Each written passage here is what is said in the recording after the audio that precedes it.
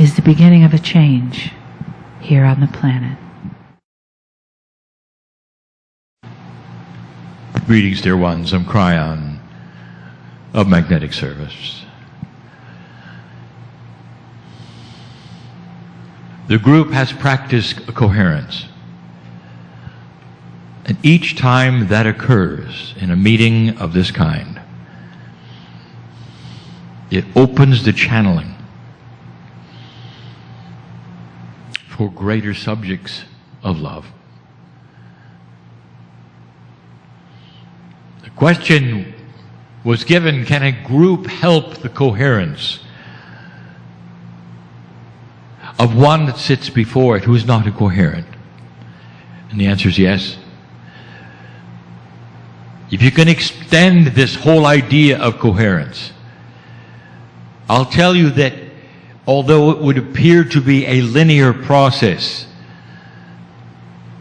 it's bigger than you think. Imagine for a moment if you have enough people in coherence that is thinking about the same thing. Coherence as defined by the scientific measurement of coherence that you just went through. If you have enough people, it's almost like you have a radio broadcasting station. And suddenly it goes way beyond what you think. Now, this particular action that I have just given you of coherence creating a greater coherence, almost like broadcasting, it hasn't really been measured for that, where one group goes into coherence and there's a measurement somewhere else of someone else. But what has been measured was the effect of many. When you start having focused coherence, and you start to see that others fall into the coherence far easier because of those next to them. This is a premise, dear ones, that we have given you in the metaphysics that says that balance broadcasts balance. When you have one balanced individual in a group of those who are not, or amongst chaos, it's not just one among many. It's almost like balance has light in a dark place. People begin to feel the one that is balanced. And their balance then creates other balance. Many times it creates it without conversation. And you start to see the power of this synchronicity that we have called coherence.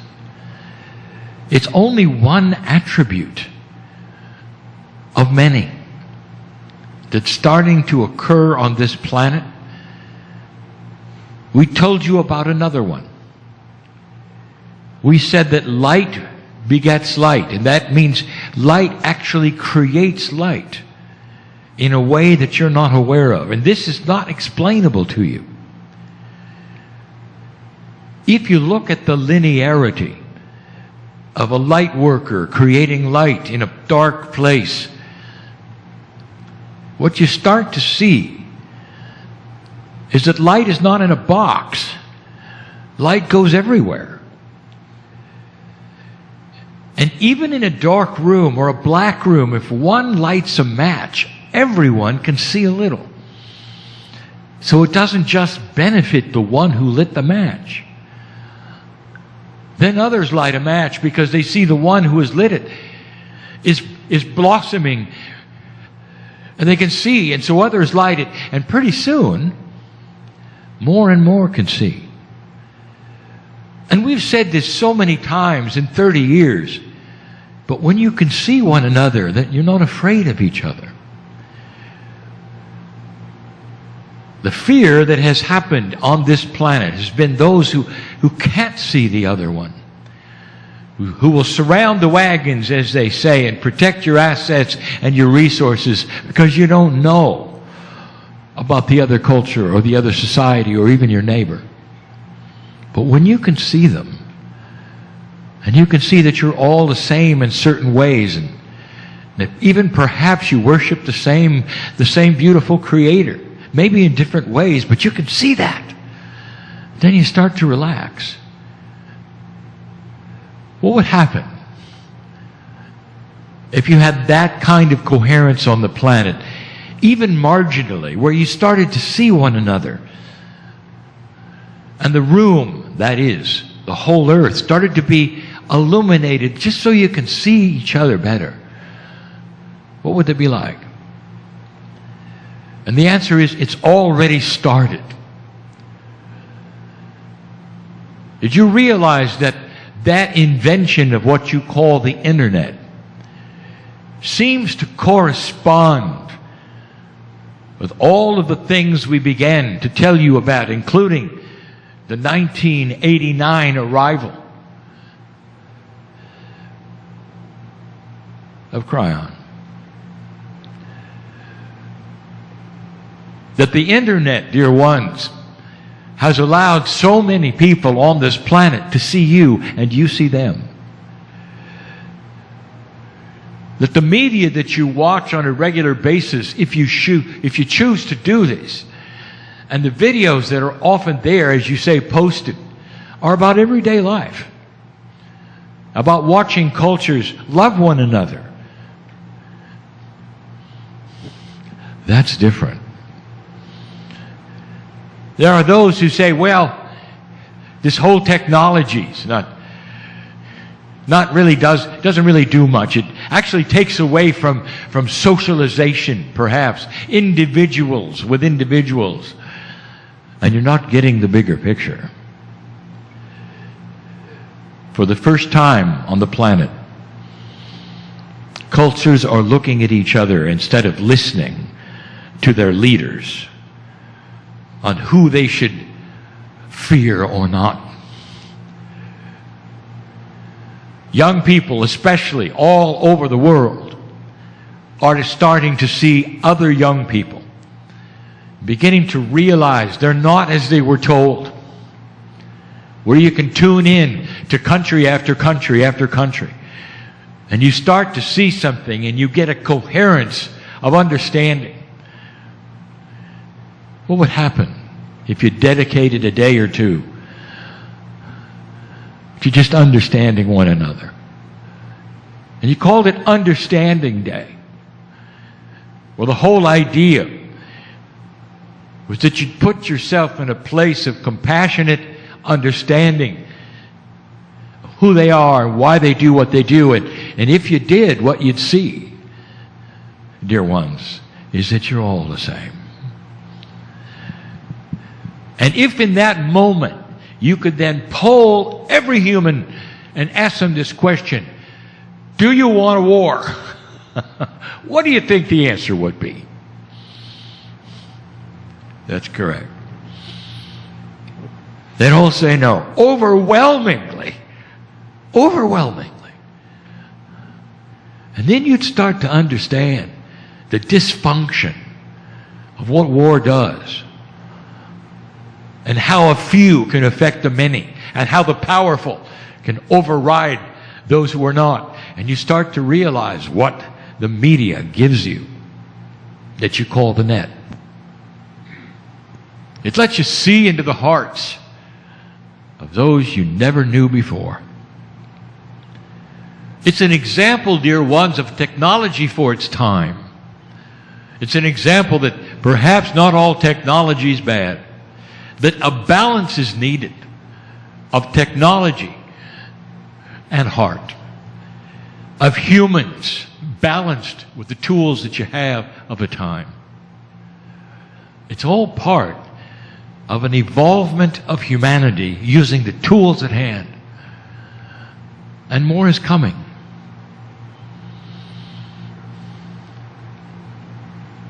In this group, questions have been answered, but other questions haven't even been asked. And one of the questions that has not been asked out loud is, what's the fast track to enlightenment?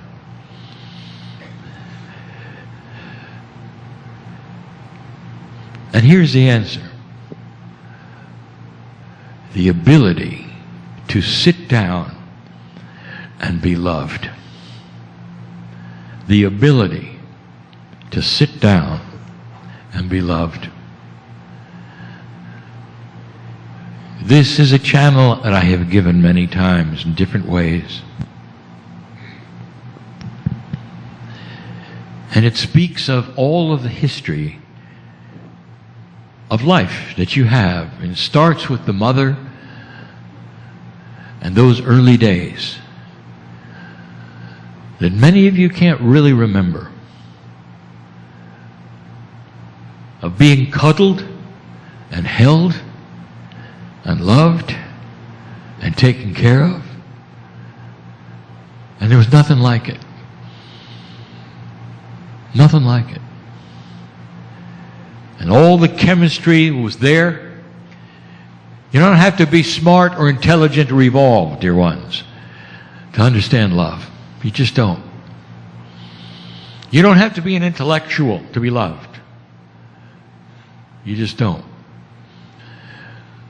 That same care and that same love is pouring at you right now from the creative source, pouring at you.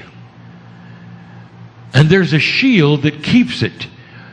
Bounces right off this shield. It keeps it from affecting you. And that shield,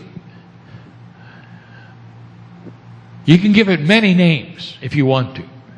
You can call it lack of belief. You can call it fear of change. It has so many names, that shield. You can call it intellectual metaphysics, where you will have someone that is so involved in metaphysics and energy, and they're unhappy because their shields are up against the love of God. Because they're so intellectual and so involved in all the energy and all the things that they believe in, that they actually push away people. Someone will come up to them and say, well, how are you? And they'll give them some intellectual, metaphysical answer that pushes them away. Because they don't know how to be loved.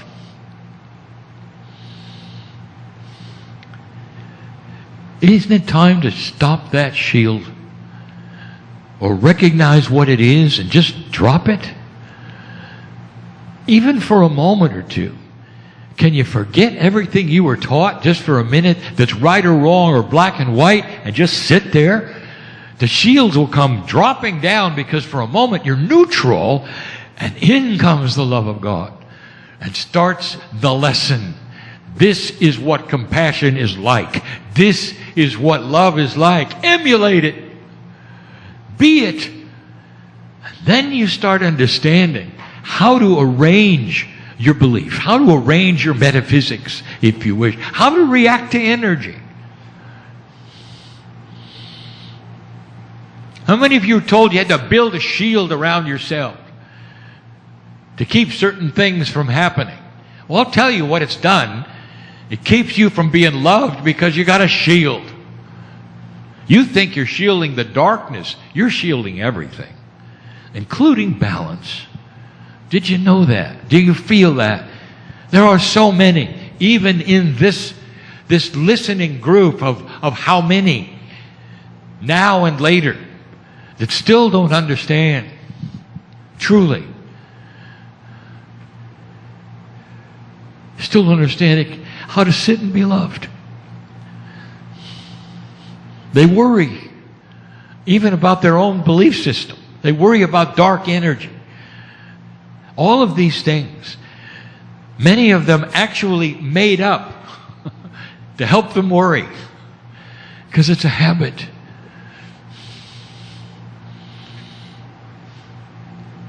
If you can sit there and be loved just for a moment, everything starts to snap into balance.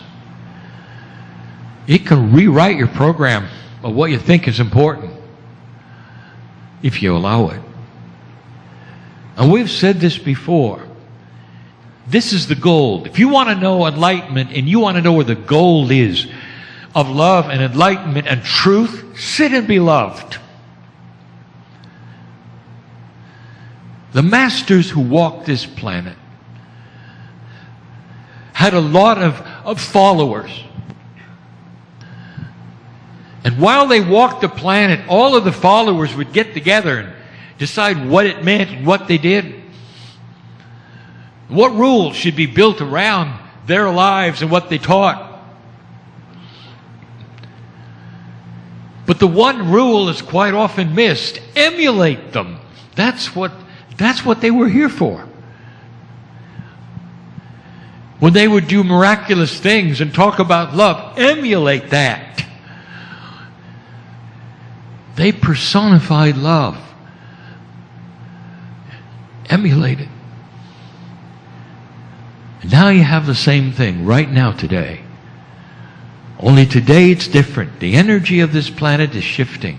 We are asking each one of you to take a mantle of a kind of mastery, if you wish, where you can emulate the Creator with your consciousness and your higher self, an integration where you can stand up and be peaceful, and people will be attracted to you.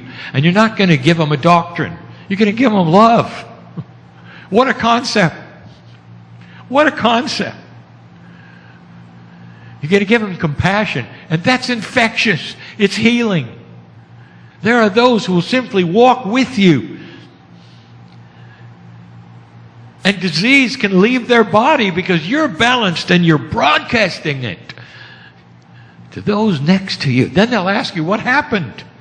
And you can say, it's all about balance. It's all about compassion. And you can tell them what you've experienced. And you don't have to give them a Cryon book. Just tell them about you. What's experienced with you. That's what's infectious about light. Light creates light.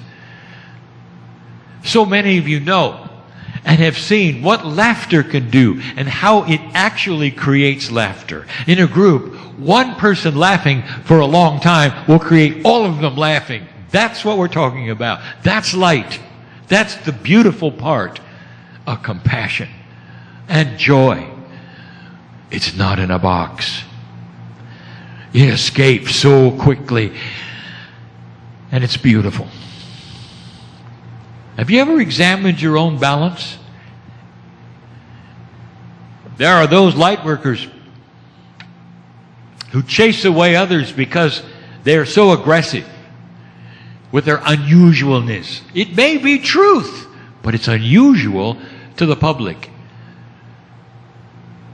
And when you say to them, are you aware that you're so unusual you chase away people? And they will say, yes, that's my task.